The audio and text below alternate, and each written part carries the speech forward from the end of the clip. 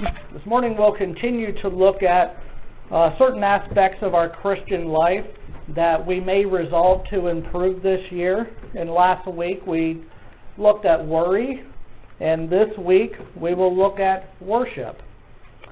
Now, worship is a large umbrella that encompasses a lot of different things. Worship is prayer, singing, sacrificing, offering, all those kinds of things. And we also need to realize that we don't just engage in worship when we are in the church building. We can worship at home. Oftentimes, I know I worship in the car driving to work. There's a lot of worship that's done at doctors' offices and hospitals when people pray before certain procedures that are done. Because worship should be such a large part of our lives, we need to know how to approach it in a true biblical way. And the passage we're going to look at this morning that deals with worship has a lot of different applications to it. I've seen this passage relate to anger management, to maintaining relationships with different people, dealing with failure, even tithing your income is an application of this. But no matter how you apply this passage, the setting is one of worship. And so there's certainly a worship application to it. And we'll find it in the beginning of our Bibles, in the book of Genesis, and we will get a glimpse of the first ever recorded worship service in the Bible after the fall of Adam and Eve in the Garden of Eden. And the version that I'll be reading from today is from the New King James Version. But if you'd like to follow along in your King James Pew Bibles, it begins in Genesis 4, verse 2. And reading just the second part of that second verse to verse 12, it says, "Now Abel was a keeper of sheep, but Cain was a tiller of the ground. And in the process of time it came to pass that Cain brought an offering of the fruit of the ground to the Lord. Abel also brought of the firstborn of his flock and of their fat. And the Lord respected Abel and his offering, but he did not respect Cain and his offering. And Cain was very angry, and his countenance fell. So the Lord said to Cain, 'Why are you angry? And why has your countenance fallen? If you do well, will you not be accepted? And if you do not do well, sin lies at the door, and its desire is for you, but you should rule over it.' Now Cain talked with Abel his brother, and it came to pass, when they were in the field, that Cain rose up against Abel his brother and killed him. Then the Lord said to Cain, 'Where's your brother? Where's Abel your brother?' He said, 'I do not know. Am I my brother's keeper?' And he said, 'What have you done? The voice of your brother's blood cries out to me from the ground. So now you are cursed from the earth, which has opened its mouth to receive your brother's blood from your hand. When you till the ground, it shall no longer yield its strength to you. A fugitive and a vagabond you shall be on the earth.'" The Lord's blessing be added to the reading and to the hearing of His holy word. It's interesting that in verses 4 and 5, the author Moses tells us the Lord respected Abel and his offering, but he did not respect Cain and his offering. But Moses, when he wrote that, doesn't tell us why. Why did God respect Abel's and not Cain's? We know that Cain offered fruit and Abel offered the first of his flock. Was it the nature of the offering that caused God to not accept Cain's offering? Did Cain offer rotten fruit to God and disrespect him in that manner? Or was it something entirely different? I think there is an answer to the question, and I think that answer can tell us a lot about how we approach God when we go to Him in worship. First of all, there are many different theories of the question, why did God respect Abel's offering and not Cain's? And keep in mind, there may not be just one answer. There may be many of them, and we'll explore a few of them this morning. First, I want to look at some common theories of why God didn't accept Cain's offering, and sort of go from what I think are the least likely reasons to the most likely reasons. One theory is that Cain's offering of fruit came from the ground that God had just cursed. The problem with this theory is that in the Old Testament we read laws that govern both animal offerings and fruit offerings. So it's sort of hard for me to believe that God would not accept Cain's offering from the ground, but later go and have laws governing these types of offerings. It seems a little inconsistent to me. Other people bring the theory that Abel's sacrifice contained blood, and Cain's didn't, since only blood can atone for sin, which may be why God didn't accept Cain's offering of fruit. There was no blood in it. Well, the problem with this theory is that we don't know for sure what the purpose of Cain's offering was. Maybe Cain's offering wasn't to seek atonement, and maybe Abel's was. Now, if Cain's motive was something else, then of course he wouldn't have to sacrifice an actual animal. And maybe his fruit offering, in theory, would have been perfectly acceptable. This theory still leads us a little in the right direction, though. Again, that may have been the reason, but we can't say for sure because we don't know what Cain's motive was. But I do think that the blood does have a part to do in it. It has a role to play. And it leads us to another theory that I think has more credibility, and that is that Cain and Abel both offered something that represented what they were both thankful for, and something that meant a lot to them. For Abel, the bloody atonement that he may have been offering to God looked forward to the work that Christ would do, while Cain offered up the finest fruits that he had, which represented the works of his own hands. Therefore, is Cain chasing after a salvation by works? And I think there's something to that here, and it's at the very least a plausible explanation. One more theory I think is found in the biblical description of these offerings. Verse 3 tells us that Cain brought an offering of fruit from the ground, while Abel brought of the firstborn of his flock. There's one word in there that makes a huge difference between the two, and that is the word first. Abel's offering was the firstborn of his flock, while Cain's is not described as the first fruit. It's simply the fruit of the ground. You see, there's a different word in the original language for first fruits, but that word is not used here. Now, in a biblical context, first can mean a couple different things. It can mean the first in order, like we typically use it, but it can also mean the best of. So if Cain wanted to offer the first fruits, it doesn't mean it has to be from his first harvest. Maybe he picked from what he had, this is the best, and this is the first fruits. That's very, very possible. Now, some people say Cain's offering wasn't the best, which is why they didn't say first fruits, and God didn't respect it. And again, that's very possible.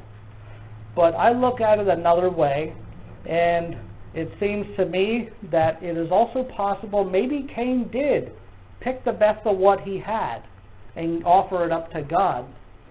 But it is his motive behind it that is not described as the first fruit. See, if I am a farmer and if I want to brag to everyone about what a good farmer I am, then I'm going to pick the best of what I have and give it to you, and you can see I didn't use any Miracle-Gro, and I didn't use any insecticides, and this is totally natural, and it's organic, and it's the best tasting, and all this kind of stuff. And who gets credit for it? It's me, because I am a great farmer. God, see what kind of great farmer I am? here's the best of what I have. Don't know if that's what's going on there, but I think I sort of lean towards that personally. There's a story of a young man who was being trained to inherit his family farm, and his father gave him a crate of chickens to take to market. And he barely got there when he tripped over a rock, fell down, spilled the crates, and chickens ran everywhere. So he rushed to collect them back in his crate, and he wasn't very responsible in that he didn't know how many chickens he first took. His father gave him. He was waiting until he got to market, count them, and then go on. Well, he just figured it would be best to admit what he did, so he collects them, goes back to his father, and he says, "Sorry, Dad, this is what happened. I tripped, and I tried to get as many back as I could. I got 12 here for you." And his father says, "You did a good job, son, because I sent you with 7. The boy wanted to show his dad how good he was. And again, maybe this is happening with Cain. Maybe Cain approached God with the intention of exalting and lifting up himself in God's presence. And I think it's a very likely scenario because Cain is trying to prove to God how worthy he is of salvation. If we look at Ephesians chapter 2, verse 8 and 9, very popular memory verse, says, "For by grace you have been saved through faith, and that not of yourselves. It is the gift of God, not of works, lest anyone should boast." This gets to the answer of why God accepted Abel's offering and not Cain's. Whether or not he was pursuing a works righteousness or not, it's pretty clear that his heart was not in the right place. And therefore he was not there for the purpose of honoring God, and he was most likely there for selfish reasons. It's not that Cain didn't go to worship. He went to church, as we say, to use the modern equivalent. He just went to church for the wrong reasons. And if we apply that to our worship, we want to sing out with praise to God. But we need to make sure we don't sing out to show God what a good singer I am. I know I certainly don't do that because I know I'm not a good singer. But some of you are good singers. And when we take offering, do you want to put more in to show God, hey, the church relies on me to run and I'm putting this extra in? Are you wanting to exalt yourself in the offering? Or when you pray, do you use the biggest, most eloquent words you can think of to impress everyone that I have all this Bible knowledge and all these church words? We can exalt ourselves through any of these church rituals that we have.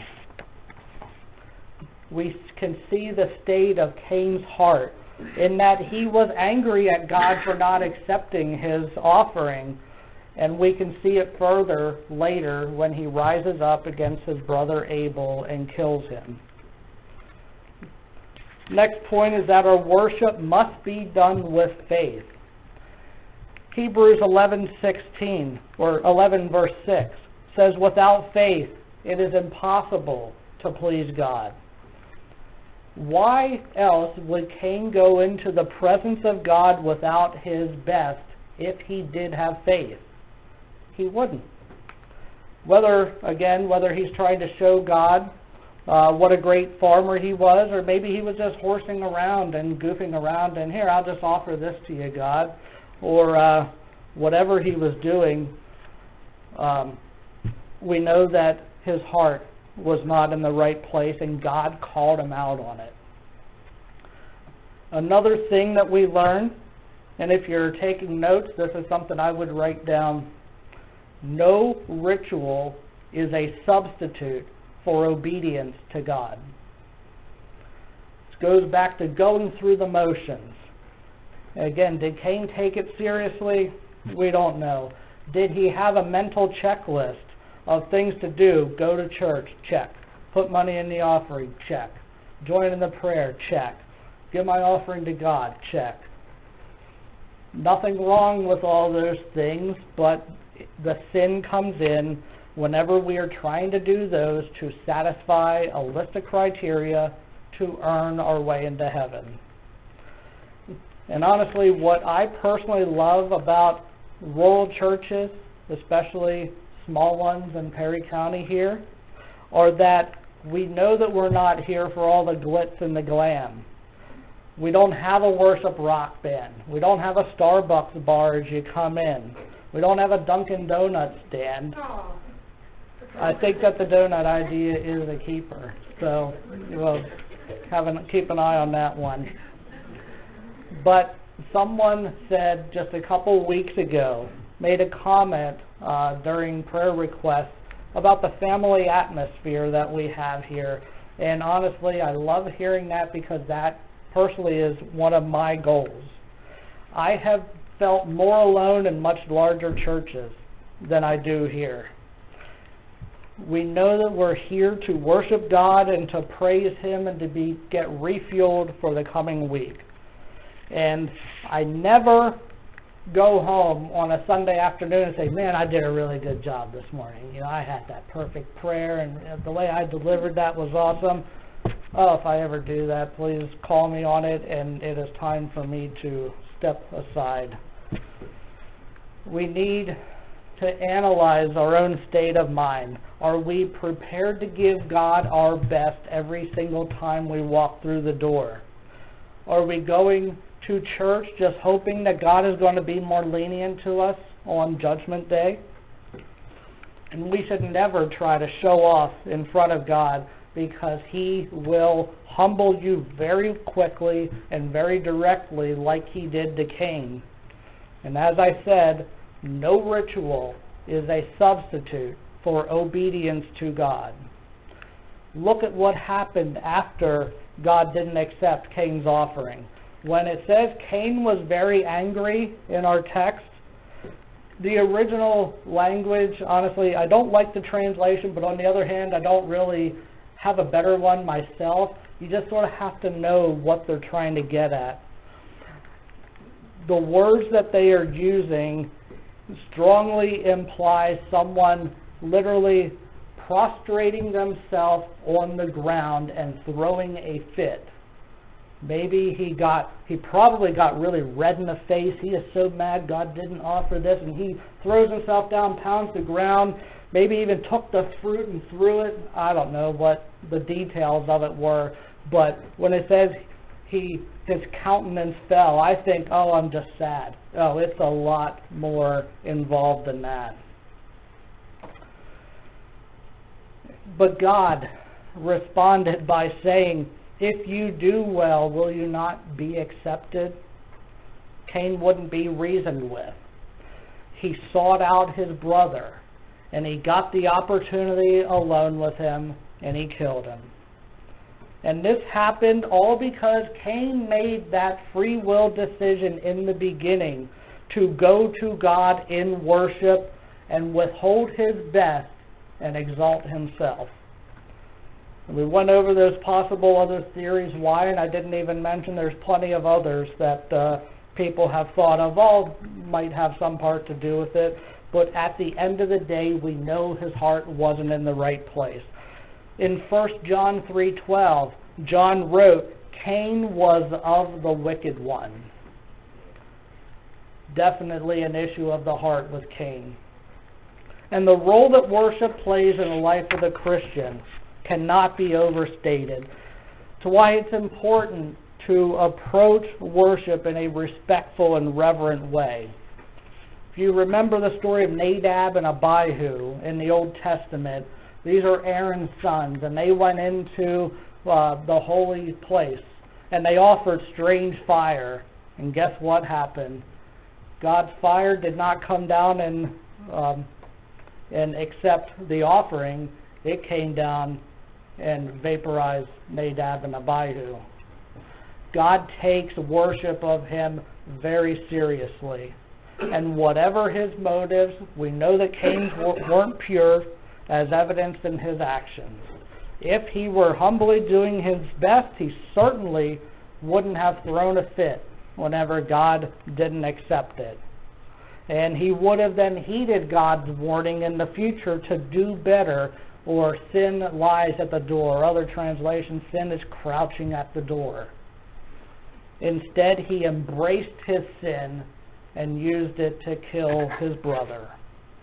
If our motives are pure, our worship will be an experience that you will desire and look forward to, and it will be very rewarding, and you'll never regret it.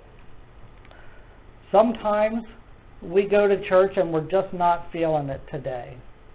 Other things are going on in our lives. We, all come here with a variety of baggage, I'm sure. In the Old Testament, David wasn't feeling it whenever God killed his first son. But the first thing David did afterwards was he went to church and worshiped God. We owe it to God to give him our best worship at all times. So this year I challenge you that if worship is an issue for you, if you aren't always feeling it, then make that effort and ask God to give you the strength to give him the best that you can, not because you're showing God how good you are, but to give him the honor and glory that he deserves. Let us pray.